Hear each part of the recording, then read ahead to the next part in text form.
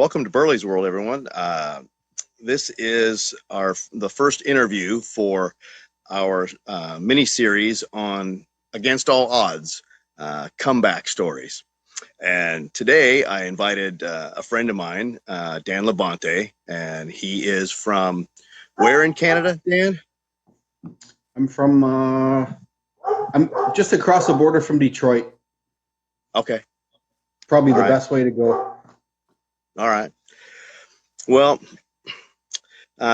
just to fill people in a little bit, we met probably, 10 or 12 years ago online on a fitness bodybuilding supplement forum. And we had a lot of things in common, and we just hit it off. And we have some similarities in our stories. The details are different, but I've gone through some similar stuff, and we just hit it off. And we've just been friends ever since. And so I thought it would be great to kind of tell people a little bit about your story. Maybe we can start just a little bit, sort of just at the beginning, just to sort of let people know you're just a regular guy. You grew up in Canada. So say let's take it from sort of the beginning. Give us a couple of minutes on from age whatever, childhood to age 20. What was going on with you? Give us 0 to 20 in 2 minutes. 0 to 20. I had excuse me. I had a lot of freedom as a child. I matured early.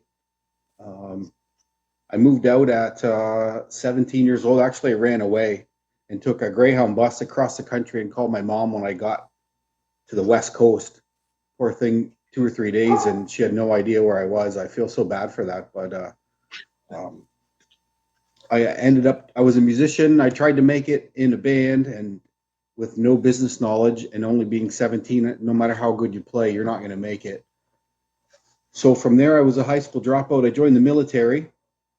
I spent 3.5 years in the military, and I got released from West Germany when there was still an East and a West Germany back in 1989, right before the wall came down.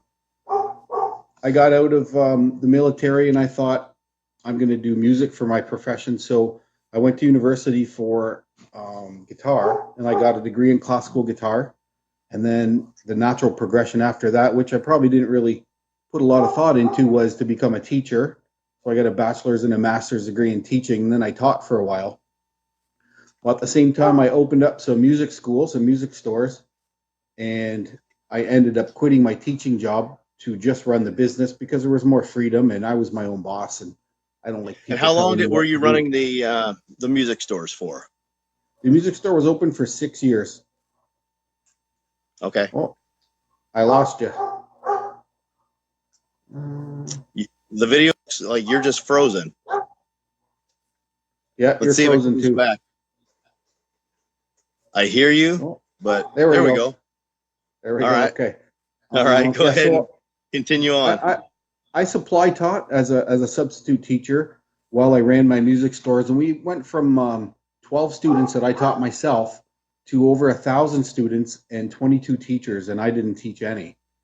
But right around 2007, 2008, when the economy crashed, Windsor, the town I was in, was an automotive town, and GM announced it was closing. So that whole town tightened their belt, and we went from 1,000 students to under 200 in 1 year. Excuse me. And it wasn't enough to keep the place open, so we closed it up. So that brings me to about maybe 30 years old. I went past 20. Okay. No, okay. All right. That's good. So economy crashed in 2007. There weren't enough students to keep the music stores open. And what was going on in your head as you saw all this all this stuff kind of crashing down and everything just sort of dropping? Where was your mind? What was your mindset at that point? It was kind of surreal. Because you've been doing really well, right? For several years, that business had been flourishing and doing really well and growing, correct? Yep. We grew from 33,000 in gross income the first year to 750,000 in that sixth year, and everything was great. And then the seventh year, no matter what we did, we couldn't stop it. And in hindsight now, I had four different stores and four different schools. So had I closed two or three of them and tried to get everybody to come to one, geographically would have been a tough drive for some people. But I think we probably would have been able to stay open through that had we downsized. But I had those leases that I was responsible for, and the landlords just wouldn't. You, as you know, you just can't close up and walk away. So I ended up walking away from it all. It was tough. It took me about 10 years to recover from. I put everything after the military. Well, even since I was about 14, I loved music. I started on bass guitar. I played trombone, guitar, and I learned all the other instruments to teach them. But basically from 13, 14 years old until about 33, music was my whole life. I'm just going to walk to another room because someone's coming in.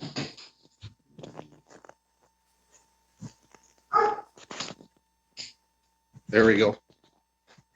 Are you still there? Yep, I'm still here. Okay. So once I had no control over that, and no matter what I did, I couldn't keep things afloat. My whole music career, everything I had worked for, like 16, 18-hour days. I had a trailer in Florida I sold, and I put that money into the business. I sold my house and got a different house and put the profit back into the business.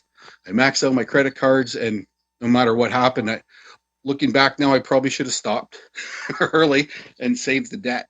But there was no way to stop it, and it was devastating for the longest time.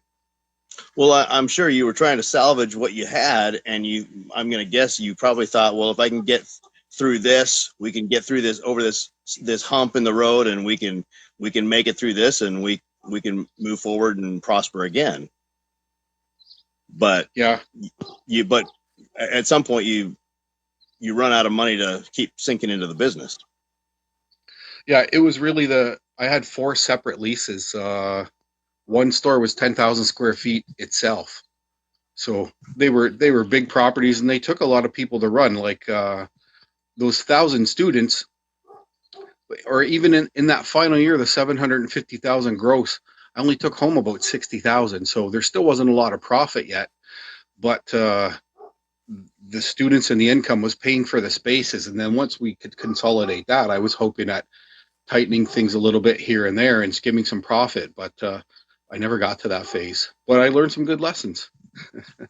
Yeah.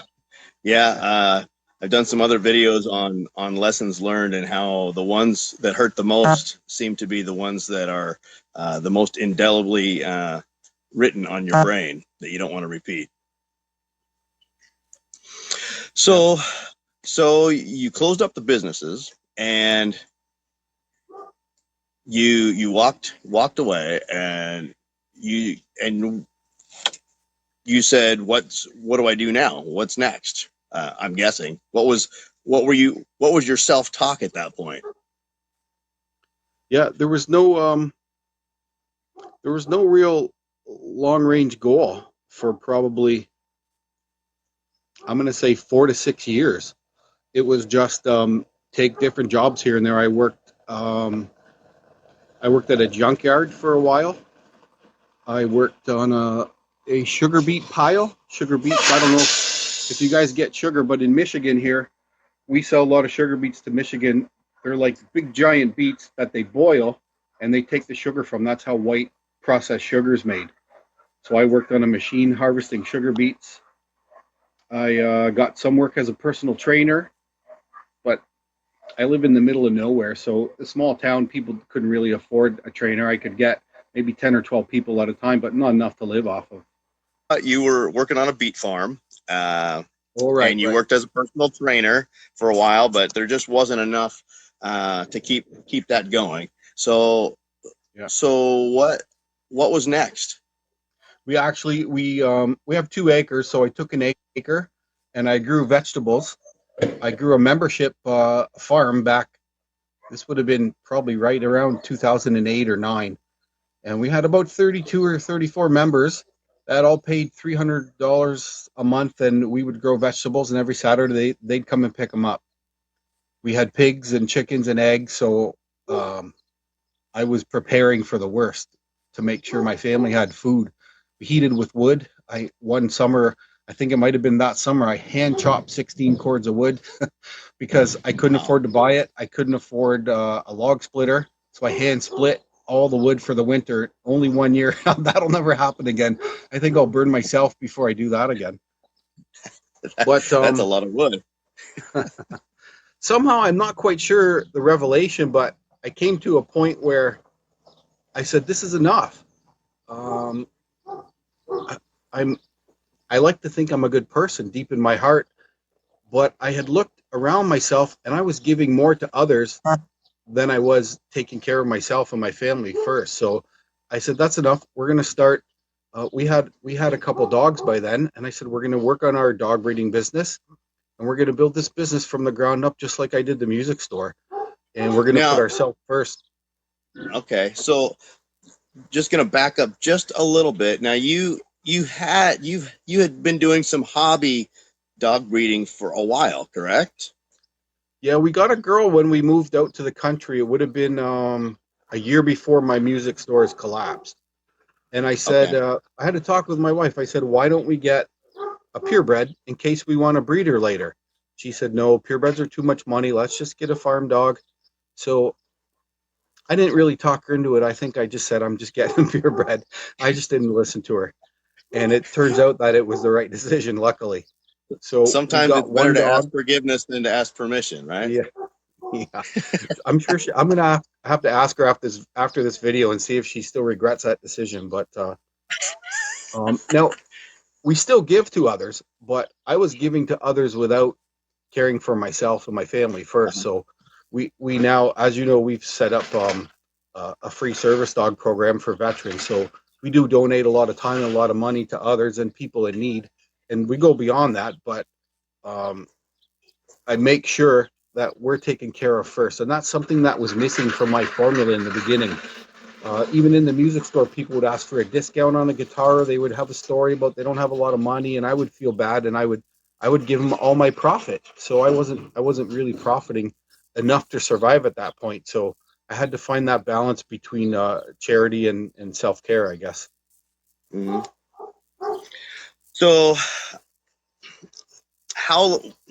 you ramped up, you just had one or two dogs when you began the dog breeding back in, when was that? Would have been what, 08 or something? Yeah, 07, 08, yeah. Okay. And then what's the timeline when you said to yourself, when the light bulb went on, you said, "Hey, maybe I can do something with this dog breeding"? Yeah, well, we had gotten a boy, so we had two, one boy and one girl. And then I said, times are tough. We were just selling the dogs locally. We live on a dirt road, so we're probably in the poorest city in Canada, in a small town called Wallaceburg. And not a lot of people in this area can afford a quality dog. So it was tough to sell in the beginning, but once I figured out how to find a better market that appreciated the quality we were breeding, then everything changed. So we kept two more girls, and eventually I sat down and said, I'm going to make a plan on what we need to do to solely survive from this. And it went beyond just breeding puppies. I have a training site now. We sell dog food. We sell dog treats. We do lots of different things now. So one income stream wasn't enough, and having to losing you there. Can you see me okay? Yeah, I can see you. Oh, I'm losing you. Just breeding dogs for the living wasn't it wasn't cool for us, because there's so much extra stuff that you can do, that you can generate revenue from like every person needs a leash when they show up. So we sell training leashes. It's a slip leash. Okay. Lots of different things like that. So for some reason, you found a way to make multiple streams of income out of one business. Yeah, there was a course I took in California, in Los Angeles, when I was in the music business, and it was a guy from, not sure where he was from, maybe Port Huron, I'm not sure. I think he was from somewhere in Michigan, maybe Mackinac, somewhere like that. He's got a philosophy called mining diamonds in your own backyard. And he says it's always cheaper to market to the customers that you have because can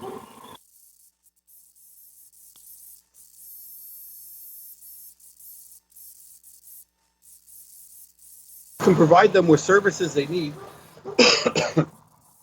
while making money because they're just going away and getting those services somewhere else. So if you're not providing them with everything they need for their experience, and in that time we were thinking in music. So if you bought a guitar, you need an amplifier, you need picks, you need a strap, you need chords, you need books, you need all kinds of stuff, right? And that same thing applies no matter what business you're in. It's way cheaper to service your own clients properly and completely than it is to go out and find new clients. So I just applied that same principle, and it seems to be working well, and everybody's happier too because we've got everything they need. So you've got leashes, you've got some snacks, dog treats now. Is that right? Yep, we have dog bandanas, bow ties, collar flowers, collars. We have like dog toys, like rubber toys made in the USA, actually. Like a tug toy, there's one, for example, it's got two handles. So you give the dog one end and you pull the other end and you fight with the dog. Okay. Right. Yeah. And originally, before I knew what I was doing in the dog world, I thought that's just going to teach the dog to be aggressive. But as I became an expert, I learned that when it's raining or it's too cold to go for a walk, the dog needs to expend its energy somehow. So you can do that right inside your house, right? And as long as you teach the dog to drop it, there's no aggression there. So partially it was me learning the craft properly, and partially it was applying all those principles just to help service our customers. So now when someone comes in and they point to that and they ask, what's that for? They don't understand it's to tire the dog out without having to go outside. Or that, that's one way you can use it. Great. Now you started with one boy and one girl, and what does it look like now there in your dog runs? You've got how many girls and how many boys that you're breeding now? Everybody asks me this probably every 2 days, and it's always changing. So I never have a clear answer, but I can tell you that this is turned sideways. So it's hard for me to center myself. Let me go back here. We have 27 pens here. Okay. And they're not all full. There's usually 6 transient pens because sometimes people will bring their dogs to board here. Some of those pens have girls that are growing. They're not too old. They're not old enough to breed yet. Some of those pens have retired moms that, or retired dads that don't mate anymore until we place them in a home. Or sometimes we don't place them. Sometimes we keep them. So there's probably, I'm going to guess for you, between 12 and 15 mating age dogs. Okay. And you need roughly, let me say, you need roughly about 10 girls to have enough genetic diversity to breed them to get smart ones to donate. You might get a litter of, let's say 10, let's say 5 are girls, and of those 5 girls, one might be smart enough to work as a service dog, or one might have the perfect temperament. So if we keep that one girl to mate, now out of her litter, the same thing will happen. Or we might breed her with a boy and none of the puppies are suitable. So sometimes I don't have a percentage, but sometimes 2 or 3 or 4 dogs will make puppies that are not suitable for service dogs. So we end up fixing them, placing them in homes, retire them, and try to pick some more that are smarter. Okay. Great. You can't do it with just 2 dogs. Right. Well, and the fact that you kind of do the service work, I think, because the business is profitable enough that you can take a dog here and there, and you can match them with people who need service dogs at a low or no cost. We do it for free. We give them we actually donate it to a I think in the States you might have Wounded Warriors. We don't donate it to an organization like that who will train the Okay. dog and place it with a suitable veteran. And if the veteran dies or if the veteran can't care for the dog, the organization will take the dog back and rehome it with another veteran. And they also, you don't just get a dog and you know play your YouTube video and you know what to do with the dog. You need to work with that trainer for 2 or 3 days so that you are communicating exactly what that dog's learned. Like, for example, the command sit. If I train the dog to sit and I say, let's call the dog Charlie. Charlie, sit. And I use a voice like that. And you walk in, I say, okay, tell Charlie to sit. And you go, Charlie, sit. Sit doesn't sound like sit. So you have to learn all those inflections in the beginning until Charlie learns how you talk, because it doesn't understand English. It understands the sound. So you got to imitate the sound that I'm making, right? Right. Right. Okay. So reflecting back a little while, when you came up with this plan to turn this hobby, this sort of this small business or this hobby into a real legitimate business, did you expect that it would grow into what it is today? Did you have a plan for where you're at, or did you say, wow, this is doing better than I expected. Where else can I make it expand and come up with new goals from there? Or did you know it was going to be big right off the bat? Well, I set a plan out to make it big. And Okay. I put the numbers in there and I put what's going to work. And then I decided, here's how we're going to have to make that money to make all this work. As of now, I think we donate 4 dogs a year and we'll do 2 weeks of training. So it's about 2,000 per dog. So it's almost 10,000 a year that we donate. So what I did was Okay. I kept 1 extra female specifically for that. Now, that female's dogs might not be the service dogs, but she's going to breed a litter a year for us. And that's going to allow us the money, even if we sell her puppies, to use other puppies to train and give away. So yeah, it was all set out. It was all planned. And there's still, I've talked to you before about a couple of steps to this plan. We started with dog treats, and that's new in April, I think March or April. We just opened that up, and that's starting well. And the last part of it is not the last part. I'm considering putting up a boarding kennel, a big pole barn, a 100 by 50 foot building where we board dogs. And the last part is selling our own dog food, which is it's a bigger investment. But if we ever get there, that's the next growth step. Okay. So you've grown a lot, and you've still got plans to expand services and products in the future. That's great. Yeah. Can you tell the viewers if they want to find you, they want to find your services and your products, can you tell them what your website or websites are? Sure thing. The dog breeding website is called, the company's called Lucky Labs Purebred Dogs Limited. So we go by Lucky Labs, and the website is chocolatelabradorretriever.ca. .ca. Chocolatelabradorretriever.ca. I've also registered the .com, so the .com will work too, but we just normally don't use that one. Okay. But that, and if they want to find you on Facebook, well, Facebook is I think it's at Lucky Labs Puppies.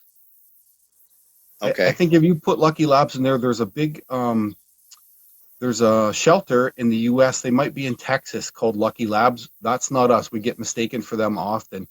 Okay. But we're the other Lucky Labs in there. I think there's a beer and a medical lab called Lucky Labs. Okay. There's a couple of different companies. All right.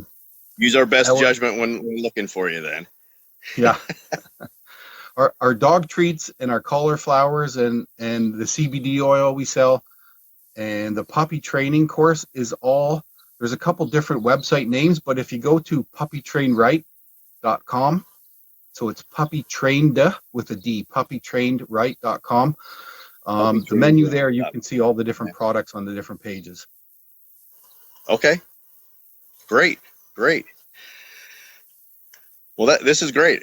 I love highlighting people who have found themselves in a rough spot and then found a way to sort of dig themselves out of the hole and get back on top. Everybody loves sort of the long shot story of things went bad, but things turned around. And I think it's encouraging to everyone out there. So I appreciate you coming on and talking with us and just telling us your story. And it's great to have you on the channel.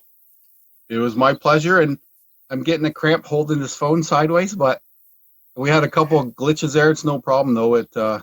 This is how life is. You work through those glitches and you make it happen no matter what. So absolutely. Cool. All right. Thank you, Dan. We'll talk with you soon. Okay. Peace and love, everybody.